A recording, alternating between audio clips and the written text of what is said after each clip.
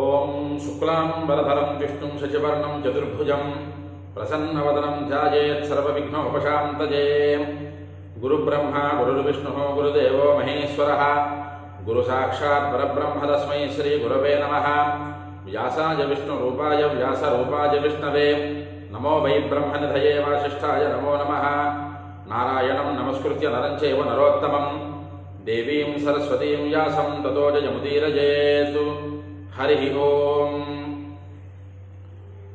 ప్రియ భగవద్బంధువులారా, ఆస్తిక మహాశైలారా, విష్ణు పురాణానికి మనం స్వాగతం చెప్పుకుంటూ ఆత్మానం రథనం విద్ధి శరీరం రథమేవతు బుద్ధిందు సారథం విద్ధి మనః ప్రగ్రహమేవచ అనే శ్లోకాన్ని మరొకసారి స్మరణలోకి తెచ్చుకుంటూ మన ఆత్మ, మన శరీరము, మన బుద్ధి, మన మనస్సు ఇవి అన్నీ కూడా ఒక రథంలాగా మారితే ఆ రథాన్ని అధిరోహించినటువంటి శ్రీమన్నారాయణుడు మనకి సద్బుద్ధిని సద్గతులను కలగజేయుగాక అని ఒక్కసారి స్వామివారిని మనం మనసులోకి స్మరణ చేసుకుంటూ విష్ణు పురాణానికి స్వాగతం చెప్పుకుంటూ విష్ణు పురాణం 2వ అధ్యాయం సృష్టి క్రమంలో బ్రహ్మాండ సృష్టి అనేటటువంటి ఘట్టానికి మనం ప్రారంభం చేసుకున్నాం.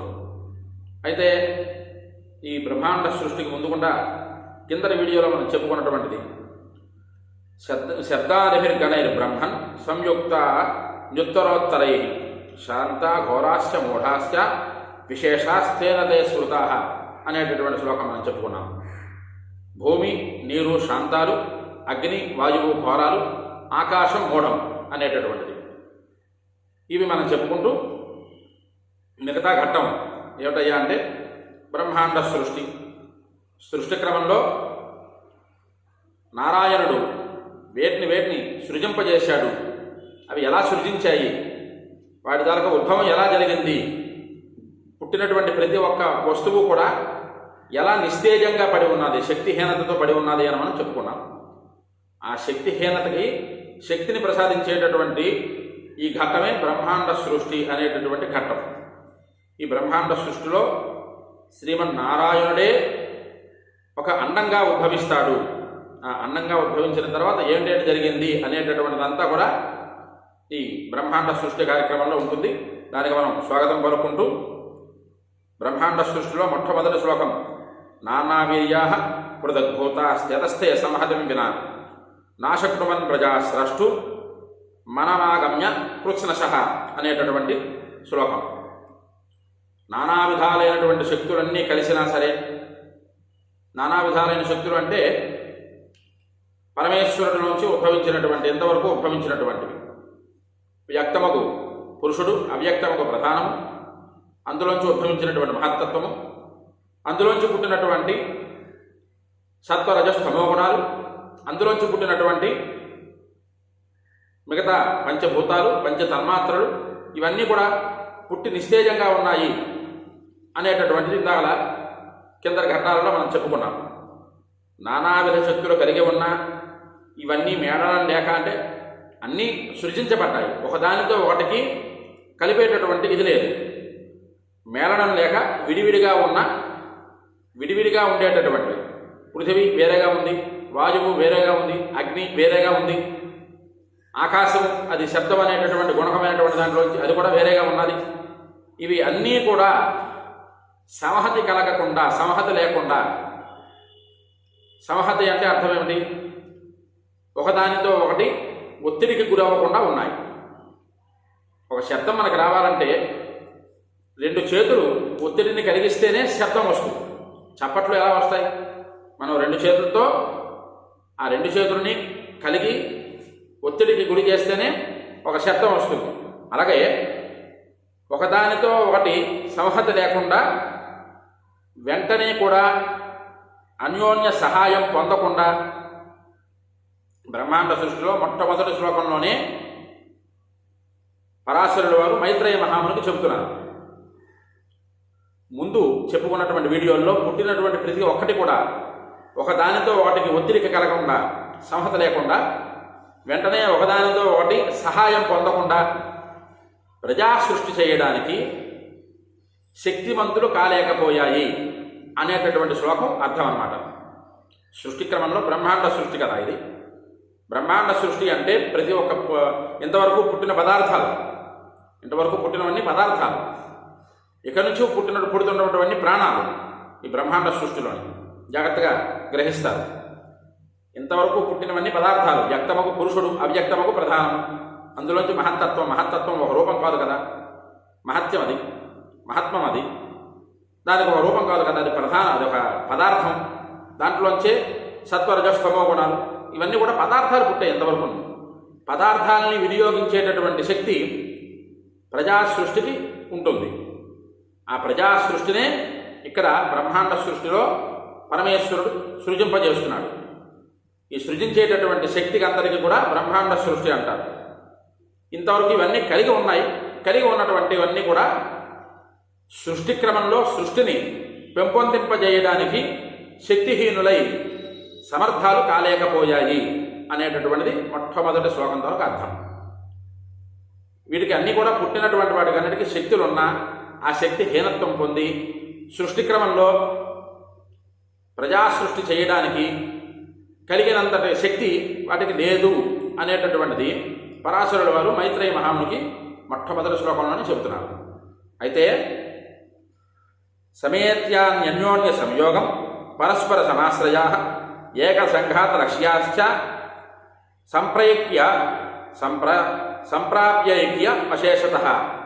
ఈ శ్లోకం ఆధారంగా అన్యోన్య సంయోగం పొంది పరస్పరం ఒకదానికోటి ఆశ్రయాలై ఒకే ముద్దలో లక్ష్యం కలిగి పూర్తిగా ఐక్యం పొందుతాయి.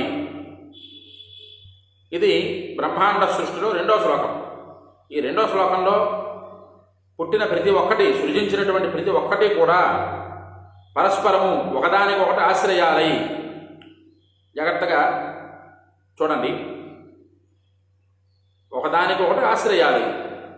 శబ్దగుణకమైనటువంటి తన్మాత్రలోంచి ఆకాశం పుట్టింది. ఆకాశాన్ని ఆవరించినటువంటిది శబ్దము. అలాగే స్పర్శగుణకమైనటువంటి వాయువు పుట్టింది. ఆ వాయువుని ఆక్రమించింది స్పర్శ తత్వం, తన్మాత్రం. ఇలాగా ఒకదానికొకటి ఆశ్రయాలు పొందాయి. ఒకే ముద్దలో అంటే మనకి సింపుల్గా చక్కగా అర్థం అవ్వాలి అంటే, ఒట్టి అన్నం తింటే రుచి కానీ శక్తి కానీ మనిషికి ఉండదు. 4 రకాలుగా పదార్థాలు, పనికిమాలిన పదార్థాలని కాదు, చక్కనైనటువంటి భోజనం అందితేనే మనిషి పని చేయగలడు. అలాగా సృజించినటువంటి ప్రతి ఒక్కటి కూడా ఒకదానికి ఒకటి అన్యోన్యముగా కలిగి ఒకే ముద్దలో అంటే ఒకే శక్తివంతంగా మారి లక్ష్యం కలిగి పూర్తిగా ఐక్యం పొందుతాయి అనేటటువంటి ఆ శ్లోకం. సృజించిన పృథివీ ఉన్నది, భూమి. ఆ భూమిని మొత్తం వాయువు ఆక్రమించింది. భూమిలోని సముద్రుడు ఉన్నాడు. అలాగే భూమిలోనే అగ్ని పుట్టింది. ఇవి అన్నీ కూడా ఒకదానికొకటి సమ్మిళితమయ్యాయి. ఈ సమ్మిళితం అవడంలోనే లక్ష్య సాధనకై అవన్నీ కూడా ఐక్యం పొందాయి అనేటటువంటిది ఈ రెండో శ్లోకం వరకు అర్థం. పురుషాధిష్ఠిత తత్వాచ గ్రహేణ చ మహాదద్యా విశేషాంత హ్యుంటముత్పాది యత్రతే. మూడో శ్లోకం జాగ్రత్తగా మనం పట్టుకోవాలి. మహత్తత్వం మొదలుకొని విశేషం చివరి వరకు ఉన్న అన్నీ పురుషునిచే అధిష్ఠితమై అందువలన అవ్యక్తం యొక్క అనుగ్రహం ఒక అందాన్ని ఉద్భవింపజేశాయి. జాగ్రత్తగా పట్టుకోవాలి. మహా అద్భుతమైనటువంటి అండం ఉద్భవింపజేసినటువంటి ఈ శ్లోకం జాగ్రత్తగా. పురుషాధిష్ఠిత తత్వాచ, వ్యక్తమగు పురుషుని రూపం దగ్గర నుంచి నారాయణుడి నుంచి మొట్టమొదట ఉద్భవించినటువంటివి 2, వ్యక్తావ్యక్త స్వరూపాచ. కింద వీడియోలో మనం చెప్పుకున్నాం. వ్యక్తము అవ్యక్తము అనేటటువంటి దానికోసమే పరాశరుల వారు ఇంచుమించుగా ఒక 10 శ్లోకాల వరకు ఇచ్చారు. అందులో వ్యక్తమగు పురుషుని చేతిలో, పురుషుని ద్వారా అది మొదలుకొని విశేషమైనటువంటి చివరి వరకు ఉన్నటువంటి ప్రతి ఒక్క పదార్థము అనుగ్రహం పొంది, విష్ణువు చేత అనుగ్రహం పొంది, ప్రధానము పురుషుడు, మహత్తత్వము, పంచభూతాలు, పంచతన్మాత్రలు, పంచ జ్ఞానేంద్రియాలు, పంచ కర్మేంద్రియాలు, లోపల ఉండేటటువంటి అంతరింద్రియమైనటువంటి 11వది మనస్సు.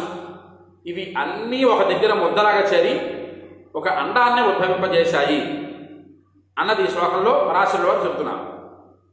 మహాదత్య విశేషాంత హ్యుండముత్పాదయత్నతే, ఒక అండం వీటన్నింటి నుంచి కూడా పుట్టింది అన్నది పరాశరుల వారు ఇక్కడ చెబుతూ, తత్క్రమేణ వివృద్ధస్తు జలబుద్బుధాత్మత్సవం భూతేభ్యోండం మహాబుద్ధే బృహతు తదుదకేశయం ప్రాకృతం బ్రహ్మరూపస్య విష్ణోహం సంస్థానముత్తమం. బుద్ధిమంతుడైనటువంటి ఓ మైత్రేయ మహర్షి, పుట్టినటువంటి ఈ అండము చాలా బాగా పెద్దది అయి, పెద్దది అంటే అర్థం ఏంటయ్యా అంటే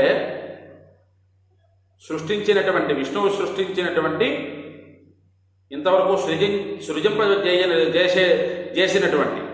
సృజింపజేసినటువంటి ప్రతి ఒక్క పదార్థము కన్నా ఆ అండము పెద్దది అయింది, పెద్దదిగా పెరిగింది అంటూ ఆ అండము భూతాల నుండి లేచి క్రమంగా పెరిగి నీటి బుడగతో సమానమై నీటిపై తేలసాగింది అన్నది ఇక్కడ చెబుతున్నారు పరాశరుల వారు.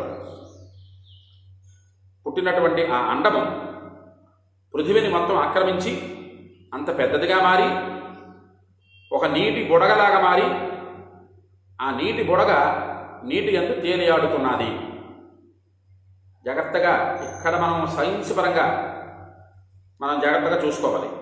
అంటే ఈ రోజుల్లో టెక్నాలజీ లేదా స్కానింగ్లు ఇలాంటివన్నీ పుట్టి మనం చూడగలుగుతున్నాం. ఉమ్మ నీరు అని చెబుతూ ఉంటారు మనకి మొదటి నుంచి కూడా.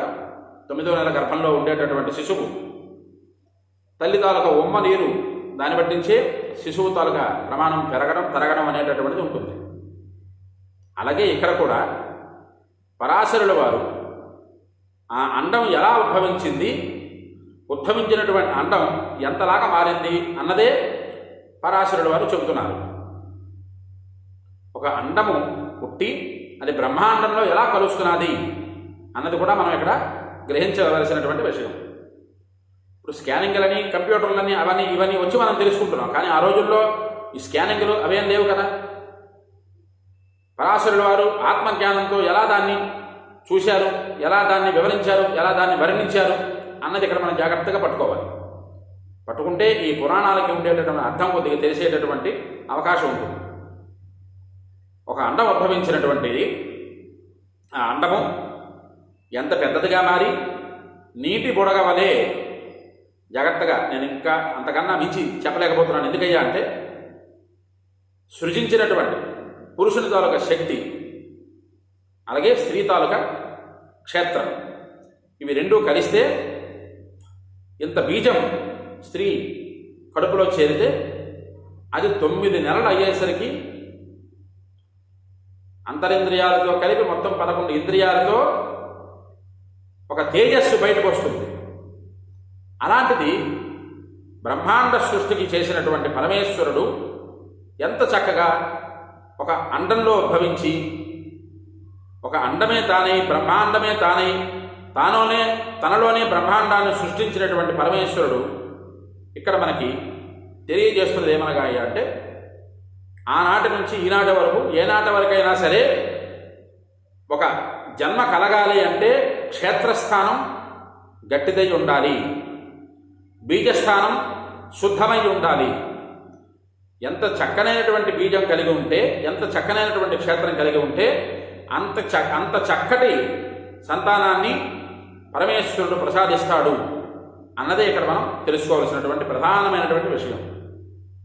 మనం తెలుసుకోవాలి, ఏదో భగవంతుడు ఉన్నాడు, ఆయనలోంచి అన్నీ ఉద్భవించాయి, ఆయనే అండంగా పుట్టాడు, ఆయనే బ్రహ్మాండంలో పెరిగాడు, ఆయనే నీటి బుడగై నీటి మీద తేలి ఆడుతున్నాడు, అంతా ఆయనే అనుకుంటా ఆయన వేరు మనం వేరు అనేటటువంటి భావన తీసుకురాకూడదు కదా. ఆయన సృష్టించినటువంటి ప్రతి ఒక్క ప్రాణము మనమే, మనలోనే ఆయన ఉన్నారు, ఆయనలోంచే మనం వచ్చాము, చివరకు ఆయనలోనే ఐక్యం అవ్వాలి అన్నదే ఈ బ్రహ్మాండ సృష్టి తాలూకా ఘట్టం తాలూకా ప్రధానమైనటువంటి ఉద్దేశం. అంచేత పరాశరుడు వారు చెబుతున్నారు, బుద్ధివంతుడా తత్క్రమేణ వివృద్ధస్తు జలవుద్భవ వత్సవం భూతేభ్యోండం మహాబుద్ధే బృహతు తదుద కేశయం. పుట్టినటువంటి ఆ అండం నీటిపై తేలాడింది. అది ప్రాకృతిక కార్యము, అది ప్రకృతిలో కనబడేటటువంటి కార్యం. బ్రహ్మస్వరూపుడైన విష్ణువుకు మహోత్తమ స్థానం. విష్ణువులోంచే మనం వచ్చాం. మన మనస్సులోనే విష్ణువు ఉన్నాడు, మనలోనే విష్ణువు ఉన్నాడు, విష్ణువులోనే మనం ఉన్నాం అనేటటువంటి భావన ఏనాడైతే మనకి కలుగుతుందో ఆ భావనే విష్ణుమూర్తికి మహోన్నత స్థానము అన్నది పరాశరుడు వారు చెబుతూ, తత్రావ్యక్త స్వరూపౌషౌ వ్యక్తరూపీ జగత్పతి విష్ణు బ్రహ్మ స్వరూపేణ స్వయమేవ వ్యవస్థిత. ఈ శ్లోకంలో అవ్యక్త స్వరూపుడైనటువంటి విష్ణువు వ్యక్తరూపుడై జగదీశ్వరుడై పరబ్రహ్మ స్వరూపంతో తనంత తానే అందులో ఉన్నవాడయ్యాడు అన్నది ఈ శ్లోకంతో అర్థం. జాగ్రత్తగా పట్టుకోండి. అవ్యక్త స్వరూపుడైనటువంటి మహావిష్ణువు కనబడనటువంటి ఒక మూర్తి, ఆయనే వ్యక్తమై కనబడేటట్టుగా మారి వ్యక్తరూపుడై జగదీశ్వరుడై జగత్తుకి ఏకంగా ఈశ్వరుడై పరబ్రహ్మ స్వరూపంతో తనంత తానే అందులో ఉన్నవాడయ్యాడు.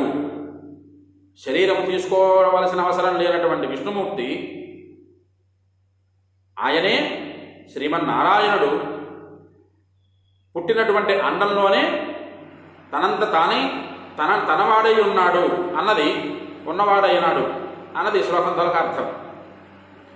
జగదీశ్వరుడు పరబ్రహ్మస్వరూపంతో శ్రీమన్నారాయణుడు తనంత తానే సృజించుకోగలిగేటటువంటి శక్తి గలవాడై ఉన్నాడు అన్నది ఇక్కడ తెలుసుకుంటూ, మేరురన్న మభూతస్య జరాయుష్య మహీధరా గర్భోదగం సముద్రాస్య తస్యాసన్ సుమహాత్మనః. అట్లు ఆ ప్రకారంగా మేరురన్న మహద్భూత జరాయుష్య మహీధరా గర్భోదగం సముద్రాస్య తస్యాసన్ సుమహాత్మనాః. ఈ శ్లోకం ఆధారంగా మహాంతరూపుడైన పరమాత్మ యొక్క విష్ణువుకు ఉల్భం, ఇక్కడ ఇది మనం జాగ్రత్తగా పట్టుకునేటటువంటి ప్రయత్నం చేయాలి. జగదీశ్వరుడైనటువంటి శ్రీమన్నారాయణుడు పరమాత్మ అయినటువంటి విష్ణుమూర్తి స్వరూపంలో పుట్టినటువంటి ఆ అండంలో ఉల్భము. ఈ ఉల్భము అంటే అర్థం ఏమిటి? గర్భం చుట్టూ ఉండేటటువంటి మాంసపు ముద్ద ఉల్భము. అండ పిండ బ్రహ్మాండములు, ఉల్భము, జరాయువు, ఉదకము, ఇవి మనలోనే ఉన్నాయి అన్నది ఇక్కడ పరాశరుడు వారు చెబుతున్నారు. అండము అంటే పుట్టినటువంటి ప్రతి ప్రాణి కూడా ఒక అండ రూపంలోనే తల్లి గర్భంలోకి చేరతాడు. దాన్ని ఉల్భము అంట. ఉల్భము అంటే తల్లి గర్భంలో ఆ ప్రాణిని రక్షించడానికి ఉండేటటువంటి మాంసం ఏదైతే ఉందో ఆ గర్భంలోనే జాగ్రత్తగా ఆ పుట్టబోయేటటువంటి ప్రాణి చుట్టూరా జాగ్రత్తగా ఉంటుంది. అది ఉల్భము. దాన్నే మేరువు అని కూడా అంటారు. చూడండి, శ్రీచక్ర మహామేరుడికి మనం అది చెప్పుకోవాలంటే చాలా తాత్వికం, చాలా తత్వార్థంలోకి వెళ్ళాలి. కానీ ఈ పురాణాంతర్గతంగా మనం తీసుకుందాం. మేరు అంటే ఒక మీదన ఉండేటటువంటి చిన్న బొట్టు అనేటటువంటి ఆధారం. ఆ ఆధారం దగ్గరికి వెళ్ళాలంటే ఎన్ని మెట్లు మనం మీదకి వెళ్ళాలి. అలాగే ఈ ఉల్భము అనేటటువంటిది లోపల ఉండేటటువంటి ప్రాణం బ్రతికి ఉండాలంటే దాని చుట్టూ రక్షణ కవచంగా ఉండేటటువంటి దాన్ని ఉల్భము, శరీరంలో ఉండేటటువంటి మాంసపు ముద్ద, దాన్ని ఉల్భము అంటారు. అలాగే జరాయువు అనేవాడు. జరాయువు అంటే పుట్టినటువంటి ఆ గర్భంలో ఉండేటటువంటి శిశువు ఆ గర్భాన్ని ఛేదించుకొని మాంసపు ముద్దల్ని తోసుకురావడాన్ని పర్వతాలుగా సృజించారు. అక్కడ వాటిని తోసుకుంటూ తల్లి గర్భంలోంచి బయటకు వచ్చేటటువంటి దాన్ని ఉదకము. ఉదకంలోంచి బయటకు వస్తాడు ఆయన. అవే మహాసముద్రాలు. ఇవన్నీ కూడా విష్ణుమూర్తే సృజించాడు అని తాత్వికంగా పురాణాంతర్గతంగా మనం తీసుకోవాలి. కానీ మనం అన్వయం చేసుకోవాలి అంటే తల్లి గర్భంలో ఉండేటటువంటి ఉల్బము, మేరువు, జరాయువు ఇవన్నీ కూడా వాటినన్నింటినీ కూడా ఛేదించుకొని మనం మనిషి అన్నవాడు, మనిషినే కాదు ప్రతి ప్రాణి కూడా అవన్నింటినీ కూడా ఛేదించుకొనే ప్రకృతిలోకి వస్తాయి. దీని ప్రాకృతిక కార్యము అంటారు అన్నది పరాశరుల వారు మైత్రేయ మహర్షికి చెబుతున్నారు. సాద్రి ద్వీప సముద్రాస్తు సజ్యోతిర్లోక సంగ్రహ తస్మిన్నండే భవద్విప్ర సదేవాసుర మానుషా. పరాశరుల వారు ఇలా చెబుతూ, ఓ విప్రోత్తమ, ఓ మైత్రేయ మహర్షి, ఆ మహాందంలో పర్వతాలు, ద్వీపాలు, సముద్రాలు, జ్యోతిర్లోక సముదాయాలు, దేవతల, అసురుల, మనుష్యుల లోకాల సమూహాలు ఇవి అన్నీ కూడా అందులోనే ఉన్నాయి అన్నది పరాశరుల వారు ఇక్కడ చెబుతున్నారు. ఏంటేంటి ఉన్నాయి? ఆ మహాందంలో, మహాందం అంటే మొట్టమొదటిగా ఒక అండం ఉద్భవించిందని చెప్పుకున్నాం కదా. విష్ణువే ఉద్భవింపజేశాడు, తనంతట తానే అందులోనే ఉన్నాడు.